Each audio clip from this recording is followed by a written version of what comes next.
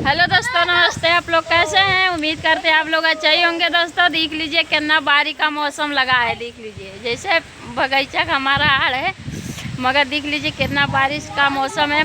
देख लीजिए गेहूँ आधा बांध गया है हम लोग का, और वो आधा देख लीजिए कटा है, अभी कटने के लिए बाकी है। इतना देखो मिली पे चल गई है दोस्तों।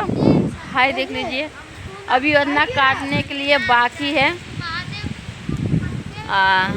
उधर दोस्तों आज भी अभी आधा घंटा हुआ था, बोझ हम लोग बांधे थे। अब देखो भगवान बरसने का उनका मौसम आ गया है दोस्तों। अब देखो क्या होता है, अगर बारिश आ जाएगी तो गेहूँ भीज भी जाएगा। दोस्तों बहुत तगड़ा घेरे हैं बादल, देख लीजिए कितना तगड़ा बादल घेरे हैं दोस्तों। देख लीजिए देख लीजिए देख लीजिए कितना तगड़ा बादल है दोस्तों। दोस्तों अब चल रहे हैं, थोड़ा देखते हैं कि कैसे कैसे क्या होता है। बोझ गाजेंगे दोस्तों। बाय बाय, नमस्ते। अभी खेत में हैं। Bye bye.